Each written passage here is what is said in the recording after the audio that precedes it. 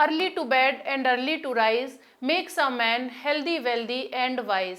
दोस्तों, यह एक ऐसी पोयम है जो कि हम में से सब लोगों ने कभी ना कभी बचपन में सुनी या पढ़ी जरूर होगी। सभी लोगों को इसका मतलब भी पता होगा और उनको ये भी पता होगा यह एक बहुत अच्छी आदत है। नमस्कार साथियों, मैं डॉक्टर आराधना एक बार फिर से आप सभी का अपने YouTube चैनल पर स्वागत करती हूँ। आज की इस भागदौड़ भरी जिंदगी और समय से पहले बहुत कुछ पा लेने की चाहत में हम इतने व्यस्त हो गए हैं कि समय पर सो भी नहीं पाते हैं। समय पर ना सोने का एक बहुत बड़ा कारण देर रात तक मोबाइल, टीवी या अन्य इलेक्ट्रॉनिक गैजेट्स का इस्तेमाल करना है। इसकी वजह से हमारा स्लीप साइकिल गड़बड़ा रहा है। स्लीप साइकिल गड़बड़ाने से हमारा सर्कैडियन रिदम भी प्रभावित हो रहा है। सर्कैडियन रिदम क्या होता है? तो सर्कैडियन रिदम दोस्तों हमारे शरीर का सूर्य की रोशनी और अंधेरे के साथ चलने वाला 24 घंटे का चक्र होता है।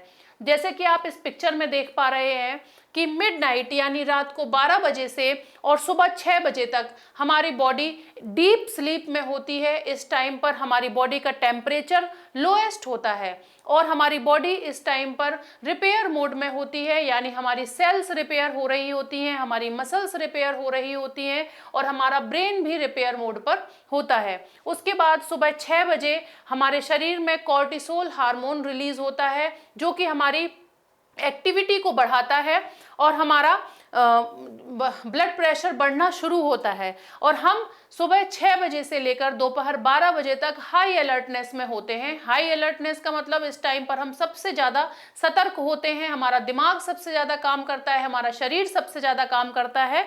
यानी इस टाइम पर यदि हम कोई काम करते हैं या कुछ सीखते हैं या कुछ ऐसा काम करते हैं कि तो उसमें प्रोडक्टिविटी यानी उसका रिजल्ट बहुत अच्छा आता है।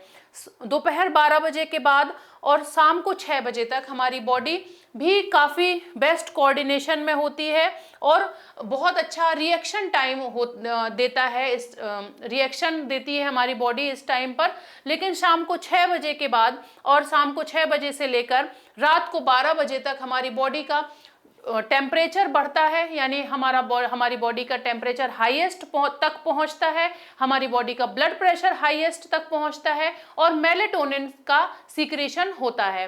तो यह सारा चक्र चलता है हमारी बॉडी में सूर्य की रोशनी और अंधेरे के साथ। आपने कई लोगों से सुना होगा, हमारे घरों में बूढ़े पुराने लोग जो होते हैं, हमारे दादी नानी, ये सारे लोग बताते हैं कि एक बार नींद का समय निकल जाएगा तो फिर हमें नींद नहीं आएगी, हमें सो जाने दीजिए। इसका मतलब है कि उनका जो शरीर है वह बहुत अच्छे से कोऑर्डिनेट है सूरज की रोशनी और अंधेरे के साथ और उनका जो सर्कैडियन रिदम है वो बहुत अच्छे तरीके से काम कर रहा है। सर्कैडियन रिदम अगर प्रभावित होता है तो हमारी शारीरिक, हमारी मानसिक और हमारी व्यवहारिक गतिविधियां भी प्रभावित होती हैं। हार्वर्ड मेडिकल स्कूल के एक शोध के अनुसार पता लगा है कि यदि सर्कैडियन रिदम प्रभावित होता है तो हमारी रोग प्रतिरोधक क्षमता भी बहुत कम होती है, हमारी नई चीजें सीखने की क्षमता पर भी गहरा प्रभाव पड़ता है। और इस स्टडी में तो यहाँ तक भी पता लगा है कि इसकी वजह से देर रात तक जागने की वजह से हमारी उम्र भी कम हो रही है। देर रात तक जागने की वजह से हमारे शरीर में कुछ ऐसे हार्मोन्स रिलीज होते हैं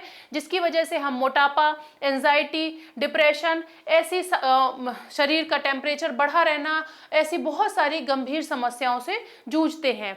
तो दोस्तों, बिगड़ती हुई जीवन शैली और महानगरों में देर रात की शिफ्ट की वजह से हमारे देश में बहुत सारे लोग नींद की समस्याओं से जूझ रहे हैं। एक शोध से पता लगा है कि हमारे देश में 30% यानी 30% भारतीय नींद की समस्या से जूझ रहे हैं। नींद की देर रात तक जागना या नींद की समस्या से जूझने का एक बहुत बड़ा कारण देर रात तक मोबाइल का इस्तेमाल करना भी है और 58% भारतीय रात को सोने से पहले मोबाइल का इस्तेमाल करते हैं और वो 11 बजे, रात के 11 बजे से पहले सोते ही नहीं हैं।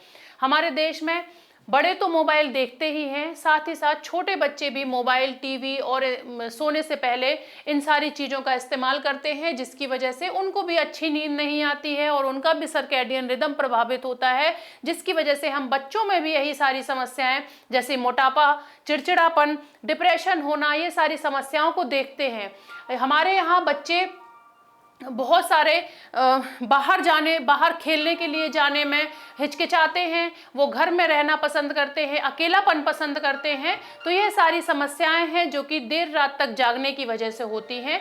तो हमें कम से कम कोशिश यह करनी है कि हम अगर खुद भी नहीं सो पा रहे हैं तो हम अपने बच्चों में ऐसी आदत डालें कि वह समय पर सोएं और समय पर जाग जाएं, क्योंकि हमारे बच्चे ही हमारा भविष्य हैं। आपको यह पता होगा या नहीं पता हो तो मैं बताती हूँ आपको कि हमारे बच्चों के लिए 10 से 12 घंटे की नींद बहुत ज़रूरी होती है। वयस्कों के लिए 7 से 9 घंटे की नींद बहुत ज़रूरी होती है। तो चलिए आज हम यह संकल्प लेते हैं कि हम अपने बच्चों को एक हेल्दी लाइफ और एक हेल्दी लाइफ स्टाइल गिफ्ट करेंगे, ताकि वह बच्चे फ्यूचर में एक बहुत ही अच्छी ज़िंदगी जिएं और बहुत ही नियमित रूप से सोना जागना और ये सारी चीज़ों को अपनाएं, जिससे उनका अभी तो फ़ायदा होगा ही होगा, साथ ही साथ उनको भविष्य में भी इन सारी चीज़ों से बहुत फ़ायदा मिलेगा, क्योंकि बच्चे ही हमारा फ्यूचर हैं और बच्चे ही हमारे देश का फ्यूचर हैं। धन्यवाद।